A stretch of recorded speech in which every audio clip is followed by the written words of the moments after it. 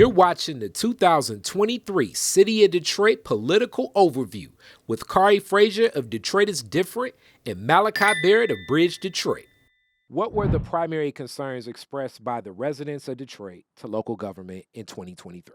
I feel like more than anything, consistently week to week in public comment, at city council meetings and different engagement events like throughout the city that, council members and the mayors were doing, the mayor was doing, overassessment is still like the top thing that I hear about. So when you say overassessment on the property taxes that people are facing. Mm-hmm. Specifically, people were overtaxed, right? I mean, I'm sure a lot of listeners are familiar with this situation, between like 2010 and was it 2016 or something like that? Basically, in the aftermath of the recession, the city had not accounted for the steep drop in property values, and so people were taxed more than their value was actually worth.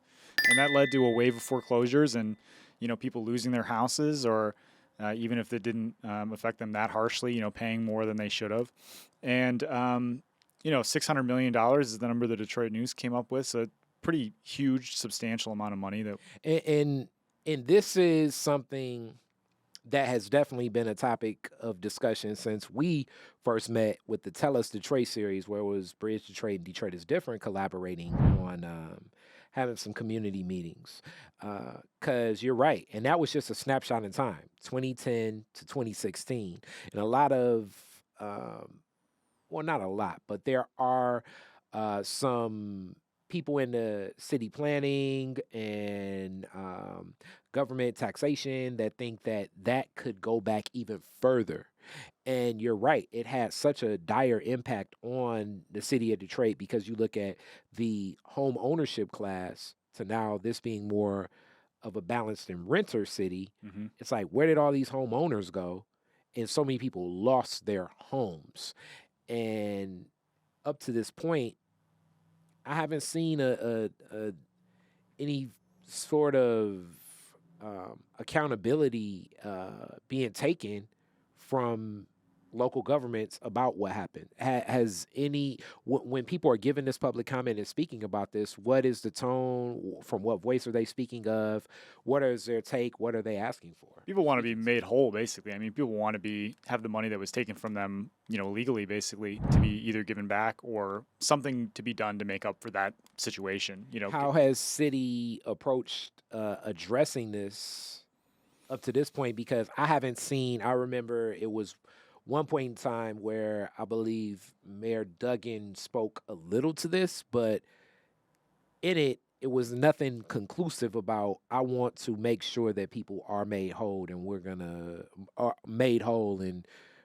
offer payments for the people that were wrongfully taxed, such as myself and so many others. Yeah, the pathway to that seems difficult. The law department, which is part of the mayor's administration, has argued that it's illegal, it's unconstitutional to give direct payments to people from the general fund. So that kind of has immediately, kind of put a big hole in any efforts to get, just direct kind of cash. You overtax me X amount of dollars, give me that money back, right? In the last budget, they included a number of things that were supposed to provide some relief. Really, it was just kind of allowing people that had been overtaxed to get a better priority for certain city programs. So not really what people were asking for. There's been a lot of kind of thought and conversation around some creative things that could be done. Maybe we take land bank houses that are in the inventory and, give those away to people because the loss of property obviously is a big piece of this as well, not just the money that was taxed, but, it's having a home is a generational wealth building opportunity that a lot of people, had kind of cut off there, right? Mm-hmm. And I think, there were some kind of efforts to give people better priority through land bank programs, but that's kind of tricky because then, in a lot of cases, you're getting a house that needs more repair. Yeah, exactly. It takes a lot of investment to get up to shape. Yeah. Now, that's interesting, the law department's argument. And I know you're not speaking on behalf of the law department, but definitely I know the next thing is, okay, if it's illegal to give people money, isn't it illegal to take money you ain't supposed to take? Yeah. Right. You know what I'm saying? It's like, I forget. Like I say, I'm not. It's a legal term that I'm forgetting right here. You know what I'm saying? It's so many people say, "Khary, think he an attorney?" Yeah, it's like, Yeah, I mean, yeah, and I play one on TV. people were harmed by legal tax overtaxation. And so Yeah, they're like, okay, so you're telling me it's illegal to fix the mistake that was made? Like that doesn't seem to make sense for a lot of people. And I can't weigh in on who's on a right when legal it comes to matter. that, right? Yeah, but I think that there is going to be more conversation about this coming up. I think the pandemic really got in the way of any efforts, by community to Mhm. deal with this. I mean, the city was really resource strained during that time. Yeah, We're in a much better position now. We've got a bunch of COVID ARPA money that's still yet to be spent. There might be some creative ways to use that. It's something the council is still continuing to talk about. I know it's a high priority for them. They certainly have been receptive to hearing these things. I think what's also interesting is this kind of question around to what extent is overtaxation still occurring. Obviously, there's an appeals process for people who are overassessed to go to the board of review and get that changed. So that is to say that like it does happen in some cases. That's why there's a whole appeal process in place for people. But is it systemic? Is it happening on a wide scale? yeah, The city says no. The assessor's office says no. There were a number of changes that were made after the overassessment. We went into like the state oversight for a period of time. There was a slashing of assessments across the board to kind of make up for that. So, the mayor and his administration have said no, widespread overassessment is not happening. But you've got people with the Coalition for Property Tax Justice, researchers like Bernadette Atuahene who have said that they've done the research. They've provided evidence that say the lowest valued homes are still being overtaxed. And I think that's kind of, I'm interested to see what can happen on that end. There were, one of the last things that City Council did before breaking for, essentially for the holidays, was to pass some assessment reform ordinance changes that essentially make it easier for people to appeal.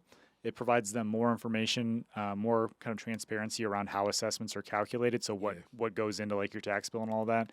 And it helps the city council actually hire an independent auditor who will look at, broad swaths of properties in geographic areas and essentially audit the assessor's office to find if overassessment is still happening. And then that will give city council the ability to say, okay, in this area, we've identified that overassessment's a problem.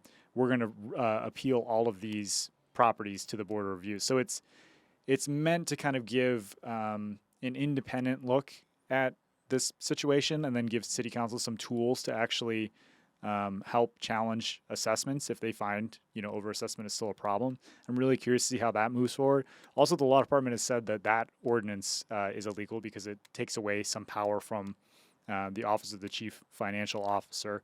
And in kind of a interesting procedural move, when ordinances are approved, they're supposed to get the blessing of the law department. There's something called approval as to form that basically says, yep, this is legal. We sign off on it in the case of a lawsuit. This has, binding legal authority, essentially. And the law department did not give that in this case. So I talked with Conrad Mallett a little bit about that at the end of the year. What does that mean? It's not clear what would happen, who would bring a lawsuit, and what would result out of that. But I think we might see some continued fights over what was passed at the end of the year, and then obviously there's still ongoing efforts to do more creative things to fix this issue long term. So the class action lawsuit commercials may be coming soon. It'd be like, hey, did you own a home in the city of Detroit between these days and these days? You may need to join up. It's a weird situation because the person that would be harmed by this is the OCFO. So somebody would have to file a lawsuit saying that. I don't know, like who has legal standing in this, I think is still an open question. When I talked to Mr. Mallett about it, he didn't really have a good idea of that either, but it's something that I'm looking into. We'll hopefully have some more answers on that in January, February next year. Okay.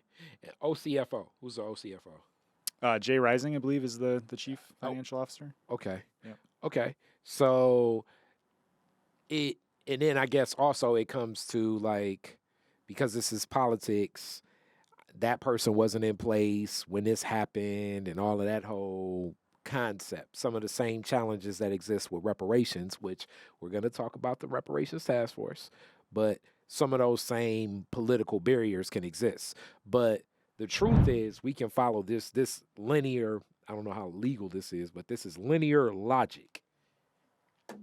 It was illegal to take people's money. I mean, to over assess those taxes and take people's homes. The people that paid definitely are owed something. The people that lost their homes are certainly owed something. And now it seems to be more of a legal discussion than really what happened at the time. Yeah, Because at the time, when if you were getting foreclosed on, wasn't all this same maneuvering of what and how and who. It was get out your home. Yeah, I'd be curious to have like a lawyer on here to talk about some of this stuff because I don't know if there like a class action lawsuit would be possible if you were able to say, you know, I was part of a class of people that was discriminated against because of this overassessment. You know, I think it hit the lowest value homes harder than homes that were kind of more in the middle because of that steeper drop off in the value, you know? Yeah. But yeah, I don't know. I think that's a really interesting question. I'm not an expert on this either, but there is a standard to which overassessment becomes unconstitutional. And it has to do with, I think, the ratio of how much you're assessed versus like the value of your property. And I would, I have to do a little bit more research on that. But that's essentially what we're talking about here, that illegally overassessed, the state constitution has rules around, how this whole thing should work. Okay.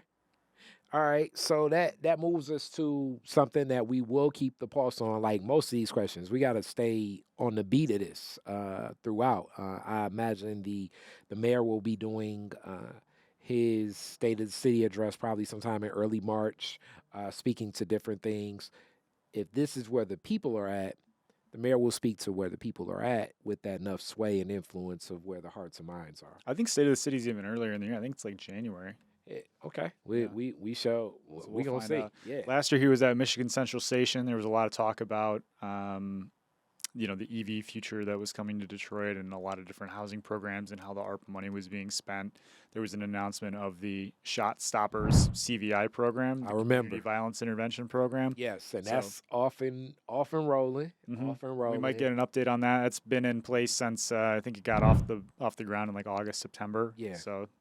I'm curious to see what he's going to focus on. I mean, the land value tax policy, which we'll talk about in a little bit, I'm sure, seems to be kind of like his main policy focus. But, there's a lot of things it's a couple other things. Solar panels, yeah. Yeah, definitely that.